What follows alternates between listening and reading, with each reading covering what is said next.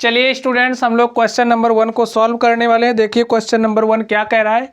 Question number 1 कह रहा है एक ठोस एक अर्धगोले पर खड़े एक शंकु के आकार का है। यहाँ पर देखिए एक ठोस है और ये जो ठोस है किस पर है, एक शंकु के आकार का है जिनकी त्रिज्याएं कितनी सेंटीमीटर है, 1 सेंटीमीटर है तथा शंकु के आकार की ऊंचाई यानी कि ये जो शंकु आप देख रहे हो इसकी जो ऊंचाई है उसकी त्रिज्या के बराबर है। यानी कि यहाँ पर आप जो शंकु देख रहे हो इस शंकु की जो ऊंचाई है इसकी त्रिज्या के बराबर है। किसके बराबर है, इसकी त्रिज्या के बराबर है। इस ठोस का आयतन पाई के पदों में व्यक्त कीजिए। और ये जो आपको दिख रहा है, ये जो आपको आकृति दिख रही है, इस आकृति का हमें क्या बताना है, इस आकृति का हमें आयतन बताना है। तो चलिए हम लोग इसका आयतन कैलकुलेट करते हैं।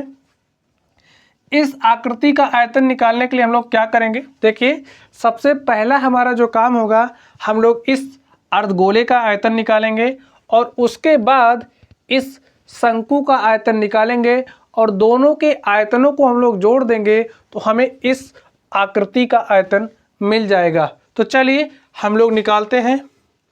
तो सबसे पहले हम लोग लिखते हैं दिया है, हमें क्या दिया है, हमें दिया है त्रिज्या यानी कि ये जो अर्धगोला है इसकी त्रिज्या दी गई है, ये जो शंकु है शंकु की त्रिज्या दी गई है, शंकु की त्रिज्या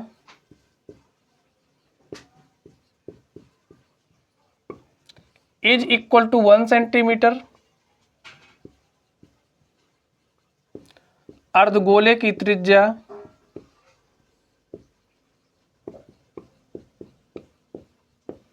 इज इक्वल टू 1 सेंटीमीटर।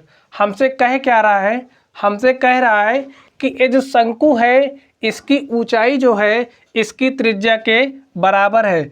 इसकी त्रिज्या 1 सेंटीमीटर है, इसलिए इस शंकु की ये जो ऊंचाई है ये भी कितना हो जाएगा, 1 सेंटीमीटर हो जाएगा।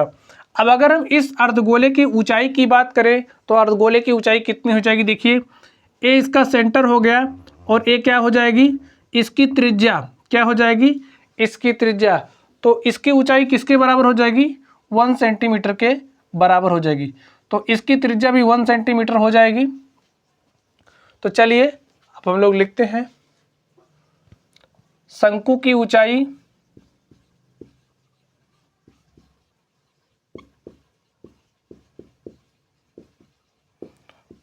बराबर 1 सेंटीमीटर।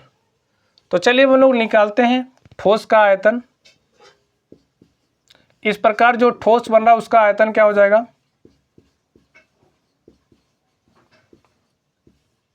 क्या हो जाएगा, शंकु का आयतन प्लस अर्धगोले का आयतन,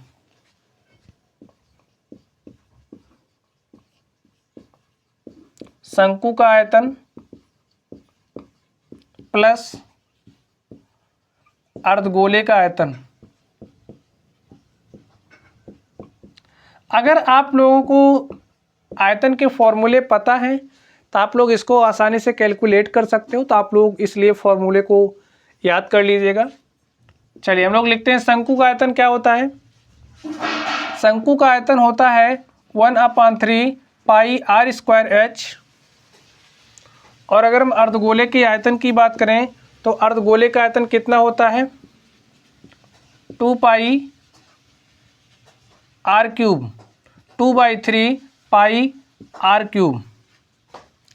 तो यहाँ से क्या हो जाएगा, देखिए यहाँ से हो जाएगा, लिखिए 1/3 पाई, आर का वैल्यू कितना है, आर का वैल्यू 1 है तो लिख दीजिए 1 और 1 का स्क्वायर करिएगा तो 1 ही हो जाएगा। एच प्लस यहाँ पे क्या हो जाएगा 2/3 multiplied by pi into R कितना है, इसका आर 1 है तो 1 का क्यूब कर दीजिए और यहाँ से इसको लिखिए 1/3 पाई 1 1 1 हो जाएगा प्लस 2/3 इंटू में पाई। देखिए यहाँ से हम लोग पाई कॉमन कर लेंगे तो पाई कॉमन कर लीजिए, हो क्या जाएगा 1/3 प्लस 2/3। और हाँ, अगर आप लोगों को भिन्नों के जोड़ से संबंधित समस्या आ रही है, भिन्नों को गुणा करने में समस्या आ रही है, या फिर भाग देने में समस्या आ रही है, तो इन सारी समस्याओं के लिए अगर आप लोग इसको चाहते हैं सीख जाएं, तो इसके लिए डिस्क्रिप्शन बॉक्स में हम आपको इसका लिंक दे देंगे कि संख्याओं को हम लोग कैसे जोड़ते हैं, कैसे घटाते हैं। तो आप लोग घटाना जोड़ना सीख जाइएगा। चलिए अब हम लोग इसको सॉल्व करते हैं। देखिए यहाँ से पाई है, इसका देखिए हर कितना है 1/3 है, इसका हर कितना है 3 है, और इसका हर कितना है 3 है। तो दोनों का हर बराबर है, तो हम लोग इसको जोड़ लेंगे। जोड़िए 2 + 1 3 और 3/3 कितना हो जाएगा 1। इसको लिख लीजिए पाई और सेंटीमीटर क्यूब, क्या हो जाएगा सेंटीमीटर क्यूब। तो इस तरीके से ये जो आपको ठोस दिख रहा है, इस ठोस का आयतन कितना हो गया पाई सेंटीमीटर क्यूब। लिखिए अतः ठोस का आयतन, अतः इस प्रकार बने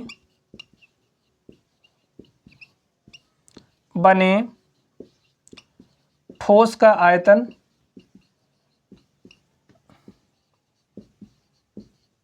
बराबर पाई सेंटीमीटर क्यूब।